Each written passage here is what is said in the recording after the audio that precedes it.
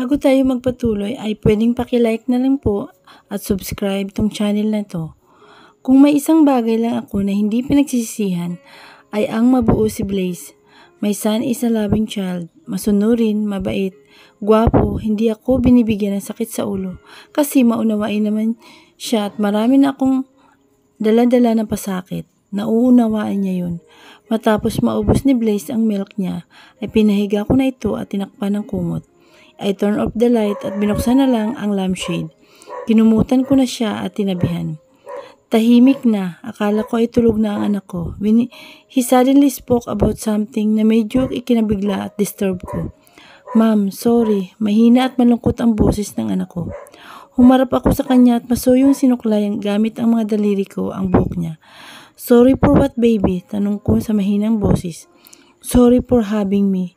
You felt so difficult and hard because of daddy. If hindi po ako nabuo, baka sana masaya po kayo. Garalgas ang boses ng anak ko para akong tinamaan ng instant na kidlat. Halos mapatid ang hininga ko. These words came from my almost 6 years old son. Anak, bakit mo sinasabi yan?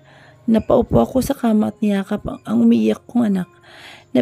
Paiyak na rin ako, hindi ko na napigilan na mailandas ang aking mga luha. Ayos lang sa akin na mahirapan at masaktan, but not my son, not my child. Hindi ako makapaniwala na ganito na ang iniisip ng anak ko. Ito na ba ang epekto ng desisyon ko? Na ituloy pa rin ang pagsasama namin ni Blake kahit wala ng kabuluhan. That all this time I am packing busy chasing Blake ay tila na apekto na sa ibang aspeto ang anak ko. He think that he is worthless, that he should not exist in the first place. Pinunasan ko ang luha ng anak ko. Masuyo akong nagsalita, maingat at binigyan siya ng yakap ng isang ina. Blaze, listen baby ha. Pain is normal anak. It is a part of our life. At wag na wag mong sasabihin at iisipin that you brought this pain. You didn't cause this anak. Sa katotohanan ay baka kung wala ka, ay baka mas lalo na akong miserable. Baka mas lalo na akong lugmok. Baby, sa'yo na lang ako humuhugot ng lakas. You are my only treasure. Always remember that. Tila malaman at madamdamin na pahayag ko sa aking anak. Tumango naman ang anak ko ng bahagya. I love you mama. Mama loves you too. Never forget that. Kinabukasan ay maaga kong nagising upang makapagluto ng almusal. Sapat lang para sa aming dalawa sapagkat mukhang nagpaaga na naman si Blake sa kanyang kasintahan. As if hindi pa ako sanay, madalas naman siyang wala, madalas siyang nasa taong mahal niya. Mas madalas na ganun ang ganap. Pero kinakaya ko pa naman, akala ko nung high school, sa mga nababasa kong pocketbook lang mayroong mga martyr na bida. Never did I imagine na magiging isa rin ako sa kanila. I just noticed na kumukulo na ang takuri. Mukhang gising na rin ang baby boy ko. Marunong na siyang maligo ng sarili pero ako pa rin ang nagbibihisan ako. At syempre, pinupulbusan ko yung poging binata ko. Matapos ang lahat ng routine ay kumain na kami. I just cooked pancake at nilagyan ng chocolate syrup at strawberry slice. Habang kumakain pa ang anak ko ay sinimulan ko nang kontakin si Mary na assistant ng asawa ko. Ayaw kasi ibigay ni Blake ang phone number niya sa akin. He hates the thought na ibinibigay niya sa akin yung mga personal na bagay patungkol sa kanya. Sabi pa nga niya, kung may choice ito ay hindi niya ilalapat sa akin ang apelyido niya.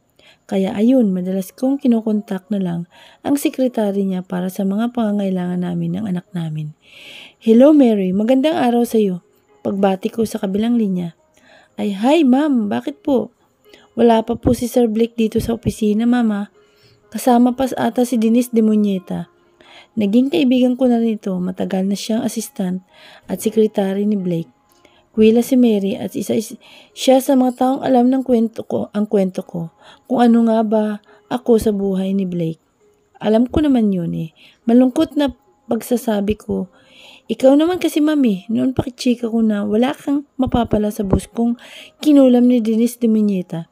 Anya sa pala kaibigan na tinig. Hayaan mo na, nandito na eh. Ang tanong ko pala ay, anong gagawin ni Blake sa birthday niya? Sa susunod na buwan na kasi ang karawan niya eh. Sa ilang taon na pagsasama namin, o kung matatawag na pagsasama nga ba ito, Never ko pang naranasan na naging parte kami ng karawan niya. Pagbabaka sakali na naman ako, baka may magbago ngayong taon. Sabi nga nila, walang matigas na tinapay sa mainit na kape.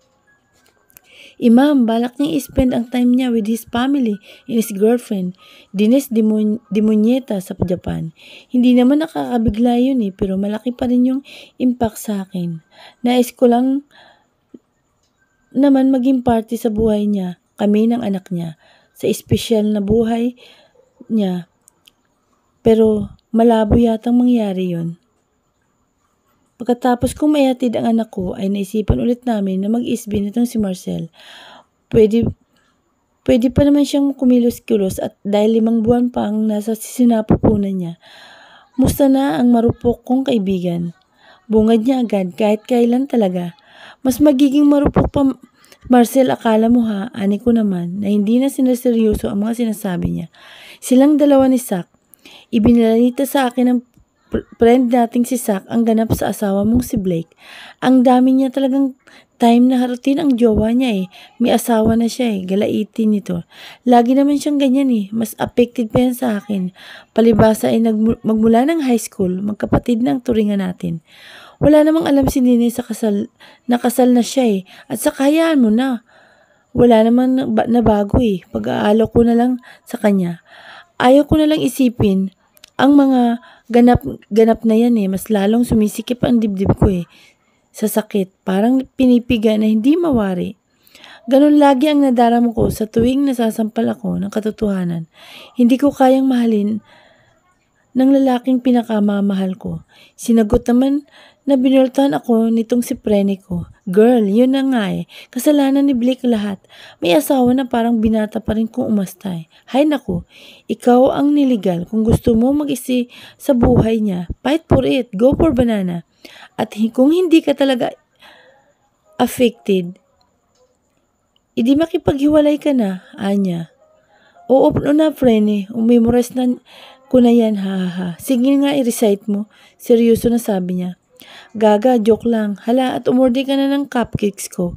Although, kaya kaming punan ni Blake in terms of financially.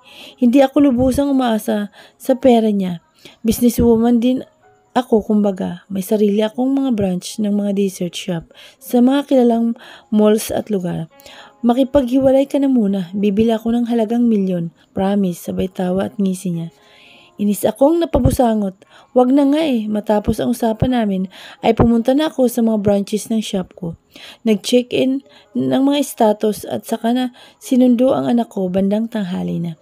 Nang makauwi kami ay bigla kaming natahimik. Nasa bahay na pala si Blake. Nakatingin sa kawalan at umiinom ng alak. He turns on the television, saka nilipat ang channel kung saan kasalukuyan na pinapalabas ang girlfriend niya. Nilapitan ng anak ko si Blake. Dad, may pinapanood po akong cartoons sa TV.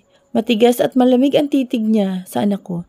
Ibinigay ni Blake kay Blaze ang tablet. What's that on YouTube? Don't bother me. Pero sinusubaybayan ko po dyan Tila burkang pumutok ang galit ni Blake sa anak niya. Hindi ka ba makaintindi? Just watch it there on the tablet. Manang-mana ka sa nanay mong inutil. Tila nanigas ako sa kinatatayuan ko. Nakita ko kung paano sigawan ni Blake ang anak namin and my son looks afraid in shock. Tila nabigla rin si Blake sa ginawa niya pero huli na ang lahat at nahimatay ang anak namin. Bless anak, para akong nanginginig sa galit at takot. Hindi ako makapaniwala na kayang gawin ito ni Blake. Binuhat ko ang anak ko at akmang aagawin ito ni Blake nang sigawan ko siya. Don't touch me! Ano na namang ginawa mo, Blake? Sana pinagpasyensyahan mo na lang ang bata Bata yan Hindi lang basta bata. Anak mo yan. Isasampal ko lang sandali sa mukha mo ha. Nagmamadali akong pumasok sa kotse at pinahururot ito. I also contact Zach. Litong-lito na ako. Damn it, not my son. Just not my son. Pilit akong nagpakatatag at kinalma ang sarili ko habang nasa biyahe. I need to stay calm. I need to focus on driving. I put my earbuds on my ear at saka tinawagan si Zach. Zach, something happened to my son. Please, puntahan mo kami sa ospital. Ha? Saan ospital? Sige, pupunta na ako agad-agad. Nang makarating kami sa private hospital, agad dinala na sa isang kwarto ang anak ko. Nag-stay ako sa labas habang sinusuri ang anak ko. Kung ganito na lang si Blake ay hindi ko nakakayanin na isugal pa yung anak ko. Blake caused too much for me. Wala na siyang naidudulot kundi sakit at pasakit sa amin. Siguro oras na para itigil ko na itong kahibangan ko. Bilang isang ina ay tila nasampal ako sa nangyari. Hindi bali nang hindi mabuo ang pamilya na ito. Hindi ko na maatim. Habang naghihintay ako sa labas ng silid, ay naiiyak na lang ako sa labis na frustration. At kahit na natatakpan na ng luha ang mata ko, ay naaninag ko ang bulto ni Blake na papalapit sa akin. How's my? Hindi ko na siya pinatapos sa pagsasalita at kusa kong pinadapo ang sampal sa mukha niya. Galit na galit ang puso ko, nasusuklam ako. Ano pa bang ginagawa mo rito? Hindi ka na namin kailangan. Sana naman naunawaan mo na lang yung bata eh. Kahit na hindi na acknowledgement eh, kahit nasa iniisip mo na lang na sariling laman at dugo mo yun. Mas lalong pumalahaw ang aking iyak. Magiging maayos din si Blaze, anya sa mahinahong boses. Sobra ka na, Blake. Hindi na kita kayang intindihin. Hindi ko na kaya ang pinagagagawa mo. Hindi ko na kayang pahabain ang pisi ko sa'yo. Sobra naman yung ginagawa mo. Sana sinampal mo na lang ako. Sinaktan. Binugbog ng pisikalan. Pero nagmamakaawa ko, Blake. Huwag naman ang anak ko. Para mo akong pinatay bilang isang ina. Conscience. Blake San Pereira. Blake, you're doing that again. Tila nairita na si Denise sa akin. After maisugod ang aking anak sa ospital, ay dumiretso ako sa condominium. We have a long and steamy sex. Tila sa sobrang stress ko ay kailangan kong makipag-sex. Hindi naman ako kailangan ng babae na yun. May dumating na lalaki na nagangalang Sak. So after all this time, ay may lalaki pala siya. Iyon ba ang pinagmamalaki niya? That damn guy, niwala pa ngayon sa kalingkingan ko. Blake, ano ba yung iniisip mo? My babe Denise is throwing up tantrums again. Hinalikan ko ito at saka ako ngumiti. It's nothing, babe. Medyo stress lang ako sa trabaho. She smiled. The smile that made me fall in love to her again and again. Magmula nung college hanggang ngayon, since then, I have her as my girlfriend. Hindi na ako tumingin sa iba. Why waste being a womanizer if I am already contented with my girl? But an eventful night happened. I've been drawn to alcohol drinks dahil sa pag-aaway namin ni Den at aksidente akong may naikama na babae. That morning is the day that I felt so miserable. I failed to be a loyal boyfriend at lahat ng galit ay naibuntun ko sa taong naging dahilan kung bakit nagawa kong maglihim sa girlfriend ko. Alisa Magcalas is her name. Sa pagkakalam ko, ay isang university lang kami nagkapagtapos. She is nameless, hindi siya galing sa mga sikat at mayayamang angkan. I just heard that he got on that prestigious university because of the scholarship. And one fated night, isang gabi, na nag-away kami ng girlfriend ko, hindi ko alam na nalango ako sa alak noon. I remember na may nakasiping akong babae. And I thought it was Denise that time. Kaya nga laking gulat ko noong ibang babae ang katabi ko sa pagising ko. Ang dapat na galit na para sa sarili ko ay binigay at binuntun ko sa babaeng katabi ko. How dare that bitch to use the situation as her advantage. Pinagbantaan ko siya na wala dapat makaalam sa nangyari sa amin.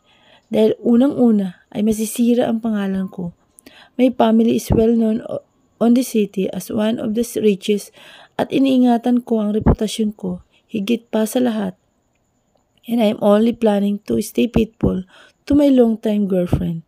I only promise that Denise is the only woman I will walk on an aisle. At sa umagang yun, ay iniwan kong umiiyak ang babaeng dapat ay isang gabi ko lamang nakamalian. But who knows that luck was not on my side that time. Ang isang gabi pa ng pagkakamali ay nasundan ng mas mabigat na kapalaran sapagkat nagbunga ang kasalanan ko. I tried to ignore her. I don't want to ruin what I have right that time. Masaya na ako. Masaya na may pera, pangalan, at isang babae na noon pa ay pinapangarap ko. The rest wala na. For the past 5 or 6 years, hindi ko ipinaramdam sa kanila ang salitang pamilya. So why should I feel guilty about what happened? Nasigawan ko lang yung bata at nahimatay siya. I admit that I felt a little per that time. Yung hinahimatay ang anak ko sa aking harapan. Galit na galit si Alisa that time that she didn't let me help her. Mag-isa niyang dinala yung bata sa ospital.